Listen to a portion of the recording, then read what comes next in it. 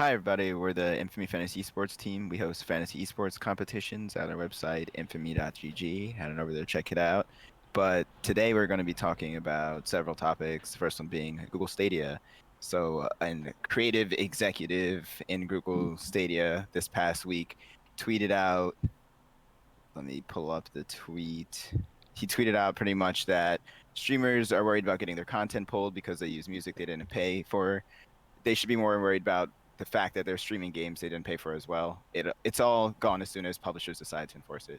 So pretty much what he's saying is that at any given moment, publishers can just come along and claim what the streamers owe them with their content streams, whether it be video games or some other source. But yeah, what do you guys think about that statement and that being a possibility? I think overall it's like a non-issue because the game developers are happy that people are doing free marketing for them, free promotion. There's like games really sucked at promoting themselves beforehand, so having like an actual hands-on person, like a person, someone like a benefactor, like someone that is like behind your game and just playing it all the time for people to watch and makes them want to watch it. It's like, why would you want them to stop doing that just for no, that's my game. You can't do that. So Yeah. What are you telling me? I'm not making any money. That's literally, I'm like, my guy's just a greedy fuck. Like, you look at it from, like, a perspective of they probably come from, like, a television or music industry background, and, like, Mhm. the licensing, everything is going the way of, um, you kind of gotta, you're not gonna make money on your license. It just kind of, having, like, heavy restrictions like Sony, right? Like, Sony is the only one that enforces it. Like, that's why everybody's so concerned about the music, because Sony will copyright strike your videos all day. But they have nothing better to do than go through all you fucking. exactly, Yeah. when was the last time they've done anything? They recently had a copy. This isn't the first time. I think this is like the second or third time this has happened in the past year. I It was think a it's couple like of the months ago. I remember second everyone. major one. There's like the Yeah, first like That was more initial about wave. music before. No, yeah, no. Sony comes for it all the time. I'm just like a publisher actually trying to like come out. Like it doesn't happen. Oh, that. Yeah. I mean, I would have. So I'm just playing the devil's advocate. I completely agree that streaming is a good outlet and a way Someone's for got to do it. things. Yeah, but I did see someone present the point that legally, if a publisher did want to go to a justice system and report that, hey, I don't want these people using my game on this platform, in the eyes of the law, the publisher is correct Of course. 9 times out of 10. So that it's not like, even though we're all like, yeah, advertising, it's dumb to not do it. Someone could do it and essentially win Yeah, this. but like, what are you gonna get for damages on that? Yeah, no one's gonna play your game or anything Yeah, you put the out. actual damages your reputation will receive will be way more than the payout from whatever streamer you're The suing. easiest way to make like one of the most divisive communities of all like unite like there's always like division Yeah, I've within like heard. the most niche gaming communities, and this would be the easiest thing to be like, we can rally behind this and be like, fuck these guys, so be dumb. Yeah, I I find it mean, funny that's coming from Stadia, who like already like don't have goodwill with people for some reason. Everyone's yeah, already kind of written them off, so just Because their preemptively platform is being like, and you won't be trash. able to stream our games. yeah. I just think about the current DMCA situation with music. Like, I think streaming is such a good way to get new artists out there. I've picked up so many artists just from listening to what other people listen to on streams, and I think it's just dumb, the fact that the DMCA is copyrighting these people for playing music. Like, so many people get discovered from things like streams, and Yeah, it almost feels like copywriting someone for using music at like an event or something, like as just like background music of like it's obviously not the main focus. We're not yeah. like watching the stream to listen to this album or whatever. I guess sometimes, but it just seems so inconsequential that why are you bothering? It's such a small thing. I mean, yeah, but I think it comes down to just, you want that money. You're like, oh, I can get this. I can actually enforce this and get this much money if I get this kid three Yeah, you're times. getting your Like, money back in marketing budget. Sorry, like how much more do you want yeah. for free? So yeah, Yeah, I mean, we know where everyone lies when they actually made him retract the statement and pull his name or change his name. Yeah, I think his I mean it's not official, but I think his Twitter bio before he made this didn't say, what does it say now? Let me just see. It's like, these thoughts are my own. All opinions are my own, in all caps at the very end now. I think that got tacked in this past week. So Stadia's like, what are you doing? Or Everyone already hates us. or was it a play all along just to get attention? Because when was the last time you heard about Stadia outside of just a commercial that you just wait to skip 5 seconds in? So it's just like, I don't know. Fair.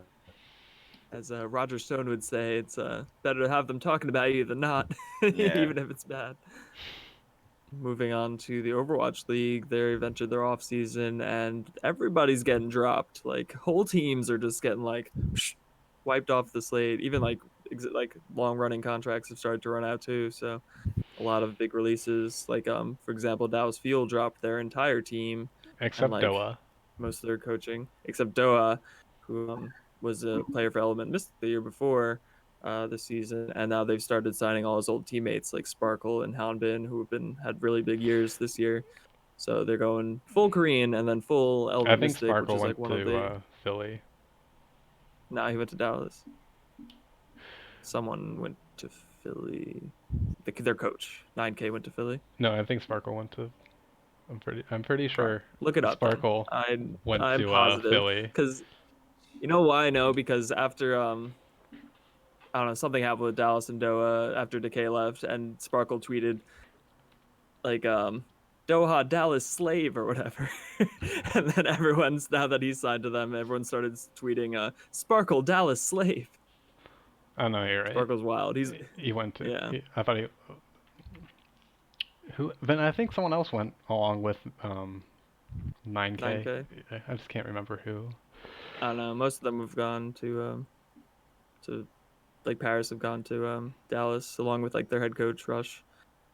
He's a no coach, but this like brought up the discussion with all this. Like Siegel actually is the one who brought up that like the Overwatch League players need a player association so they don't just get like shafted like this left and right. And he also brought up the point that with Overwatch 2 on the horizon and the season probably getting pushed to April, either to accommodate like homestands or maybe just the release of Overwatch 2 so they can play it on that the new game. Like it's like the most dangerous time to be a player. It's like, and they need some protection, even though like, because when Overwatch 2 comes out, they might not be the talent that they were in Overwatch 1. Like, so Yeah, and things are constantly changing. that's just what I was gonna say. I was gonna ask you guys, do you guys think that it's that the Overwatch League is just out of money and can't afford to pay for all these players, especially during like coronavirus times, and that they just had to get rid of these players because they're like framing it, like Steve said, as, oh, we're just not sure what the meta is going to be in Well, Overwatch 2, yeah, so to a degree, because their whole business plan got screwed over because they were supposed to do the traveling homestands. So like that's what everyone was banking on. So like their investment was supposed to pay off this year for most of the owners. But then all the pros that did get dropped, most of them weren't gonna, either they weren't receiving much play time or they weren't gonna get re-signed as soon as their contract was up. Yeah, so most of the a pros lot of that washed people. are gone for like a reason. Like that's like a different whole discussions. Like the turnaround of like the longevity of Overwatch players seem to be extremely short compared to some other scenes. So, but yeah, most of these players weren't cutting it. So Yeah, well, the caster ZP for Overwatch League actually replied and he said, "I don't think this is what's going on. I think many teams have realized their current core of players won't bring them to a championship and want to make significant roster changes, and that top free agents will be signed long before the end of the year."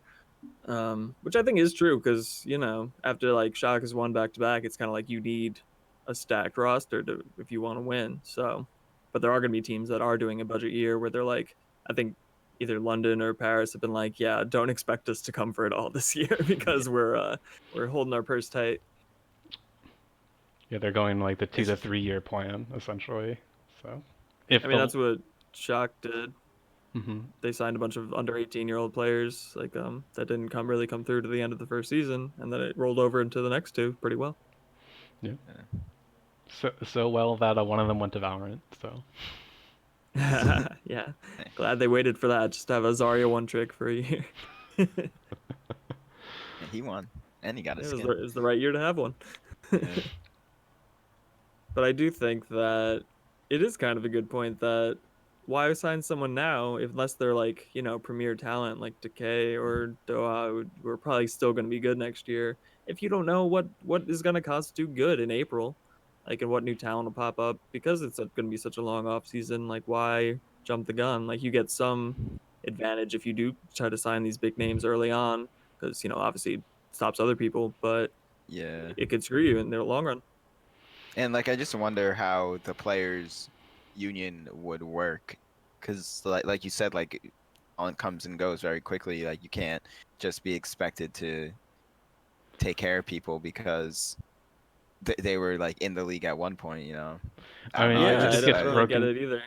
It would just get broken down like most other unions, where it'd be like that. Some teams would be like, all right, uh, they'll just like these players will come in together, but then like teams will go to these certain players individually, like, all right, if you say fuck the union, we're gonna guarantee you a better contract, and then it'll just like, Yeah, it would require all the players to agree for it to work. But why would someone like a bigger name like Jonak want to do this to protect someone like I don't know, like Kodak on the Atlanta Rain or Dogman? yeah. Just like it's kind of like a survival of the fittest out here, where it's you need to be good enough to want to be Yeah. scouted, which is unfortunate because you have to put so much time to reach that in the first place. And then if it still doesn't work out or you only last a year, it's like, wow, so much of my life wasted. I mean, I think the biggest loss over this off season is Mr. Undefeated one Doomfist Oh, God moment of himself. silence. Yeah, moment of They're like, just silence. like ZP said, all the top free agents will get signed. Chipsa will find a team. Moment of silence for the Overwatch League's only undefeated player ever. He's not. No, ID QD. IDDQ. Yeah, IDD Oh, QD. Yeah. He played one game, the final game against like the Shanghai Dragons, Yeah, year like one. the I think first it was on season. Dorado, and he was just being his Widowmaker in Yeah. the back. You know, Yeah, classic he's the only Widowmaker player players. with zero, Yeah, he's undefeated and 0 deaths. because he's in the back playing Widowmaker. Fuck that. That means nothing. I played some McCree. yeah, it's funny. Yeah, but for a player association, it seems unlikely since even like the bigger esports haven't managed to pull it off like completely. Like CS:GO's made some progress apparently. I'm not super aware of how the ins and outs of that work, but it seems I just don't really get it because, like you said, there's such high player turnover, and it's like should the talent levels suffer because we need to protect these people? Yeah. Like is this you just gonna have this whole like parade of bench warmers for forever, and the competitive integrity will lack. Yeah. I think players just have to like go into it with the mindset that like this You might get isn't screwed. yeah, this might not be for the 3 years, this might be for 1 year, maybe even a couple months, you know. Mm-hmm. Yeah. And Yeah, I think more important is like more regulations on how long you practice and shit like that. Like some of these people are just grinding nonstop and they Yeah. burn out. I mean, you gotta be the best. I can barely hear you, Blake. Blake's in How his about kitchen making himself a gin and tonic, shouting back to his mic. Only It's one actually right bubble up to my allowed. face. Gin, tonic. One bubble. No way, fuck that. Can't do just a splash. But I mean, I think too, like, it's the games don't last long enough for that kind of like a union or like a third party union organization to actually take hold in the industry. So there's not really a good test case for a union anyway. And then most of these players are younger as well. So they don't have any idea about Yeah, that's a good point. That's one thing a lot of them do have going for them. Like, hey, at least you're only 19 by the time. when, I saw you know? someone was like, I don't feel bad for these kids. Sorry, they spent their whole they instead of getting a lawyer to look at their contract, they spent their advance on like new Balenciagas and shit. Mhm. Because all these kids are just walking out like stepping out fresh. Like the CEO of Dark Zero and Siege, he was talking about like some of the horror stories he heard about like these shitty contracts that these players would just take. They don't even read it. They're just like, oh, I'm part of an org, or I made it. I got signed. But like they could be signing away every like actual like potential or like revenue stream that they could get. Kid, the Yeah. right to your likeness Mm-hmm. is like a huge one. Indefinitely. Indefinitely. Yeah. Super predatory.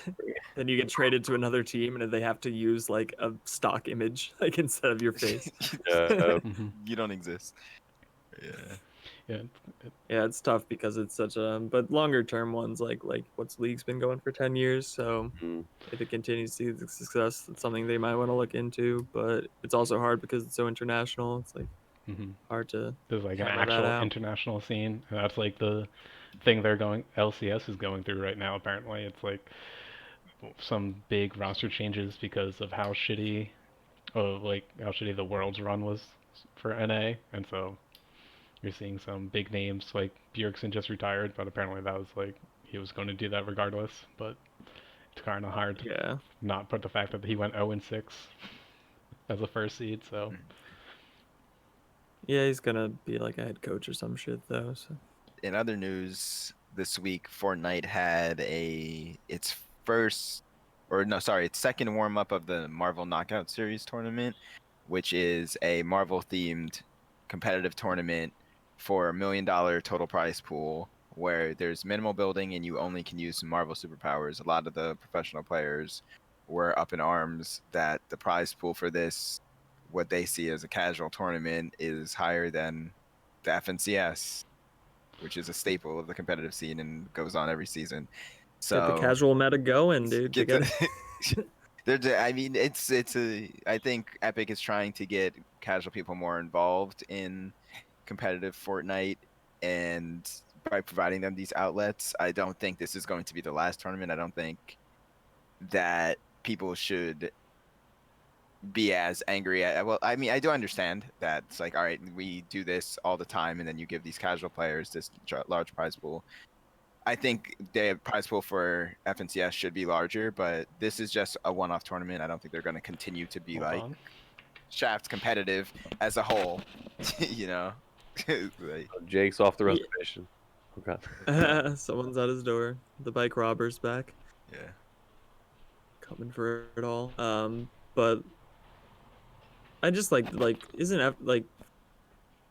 they have the right to be so mad when like Epic and put so much into their competitive scene as it is compared to other games? This is these Fortnite kids. Oh gosh. Oh, I'm so sad. Oh, can we just wipe my tears with more this money that you're throwing at me? Oh God. Oh. God. Oh, is that a paper cut? It's only 100. I want to wipe with $1,000 bill.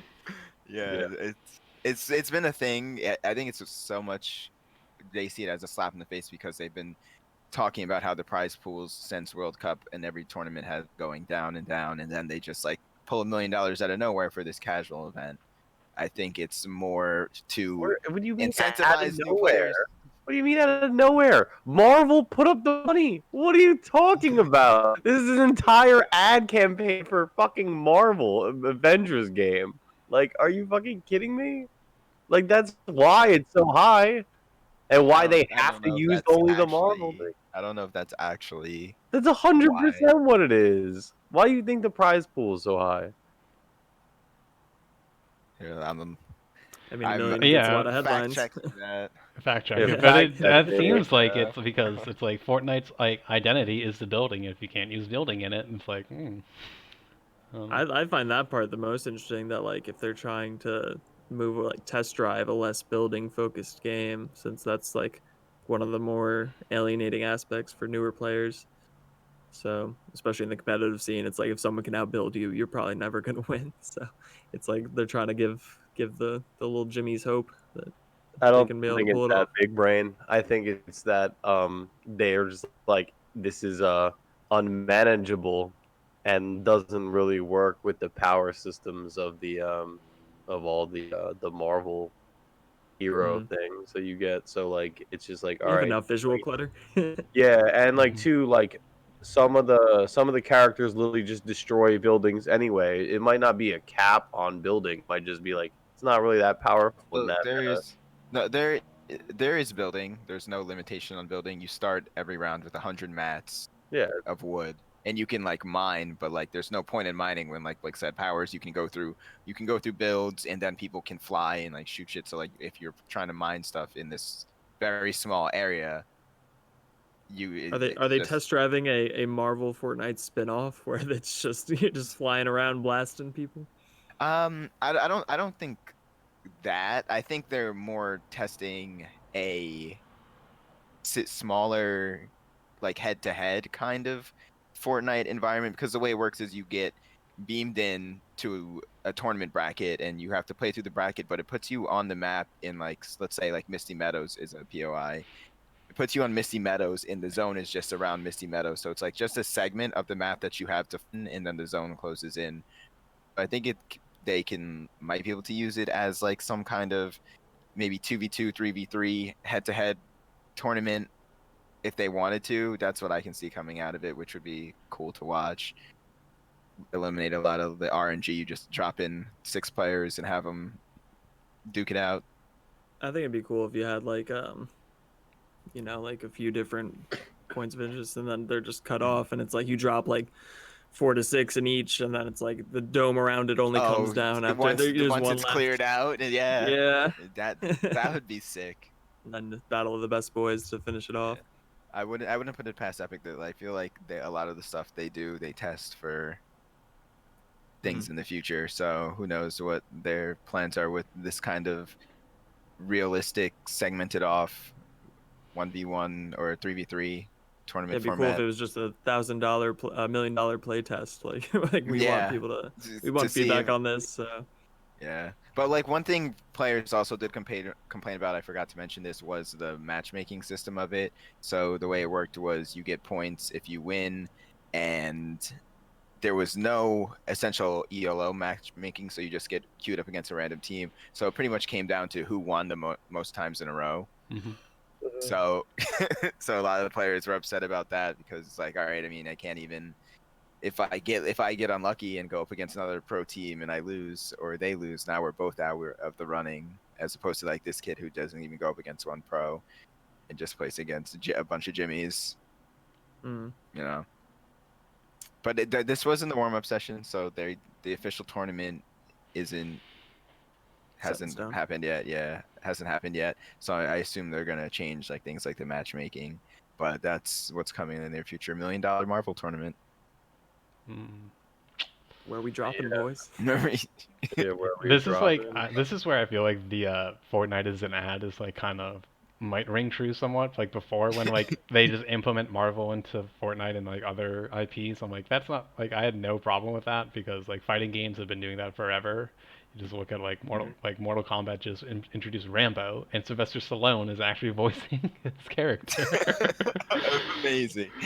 And before that, they had like Spawn, they had Terminator guy looking like Arnold, RoboCop among others. It's like that stuff has been happening for years. It's like, so like where it's like a Marvel, like you have to use this Marvel gear and stuff, is like that's where it can actually be seen as like Fortnite is just an ad. So that's exactly what I was saying. I was like, this is like a more sponsor thing, and they're just doing it's just a creative way of using the shit that they already made and then putting it into tournament. So like it's good for the community, good for their getting their Marvel shit out and completing those contracts. You know what I'm saying? Why can't all advertisements and work with giving away $1 million? Yeah, because I think most aren't Marvel. Don't Marvel, have cool shit. That year-long fucking Marvel deal came with many more millions to come. So yeah. you want low customers. Maybe if I can see, because Apex is a little bit more violent in terms of graphics. Maybe they'll just put in the boys for season 3, and you can be home. Yes. Oh man, that would be real. Now that you're broken. Yeah, literally all of them are too broken. Oh, the voice characters? What do you think? Like the deep. The deep. Yeah. Is there even any water in the map? No. There's no water. Jake, are you talking about like reskins like they do what like caustic as Tonight. like yeah. As- Like are you Oh. talking about like that kind of the boys collab, or are you just talking about like putting like a the boys character in the game? Just put the boys character in the fuck it. Oh. Oh, We yeah. ran out of I mean, you original have to balance ideas. it a We're little putting the bit. You boys. can't just Here's have here's Homelander beaming Homelander. in, coming out of nowhere, lasering your eye sockets out. We're gonna have to nerf Homelander a lot, but the deep is fine. Or have Black Oh, man. Noir. Just put him in. He just has like Yeah, That one twice as works. much health. But he's melee only. and can self heal, Yeah. and he's hilarious. Apparently. But yeah, with that being said, we're the Infamy Fantasy Esports team. We host fantasy Fortnite tournaments. We're going to be hosting fantasy Call of Duty tournaments. So head on over to our website, infamy.gg, sign up, enter those tournaments, and we'll catch you in the next video.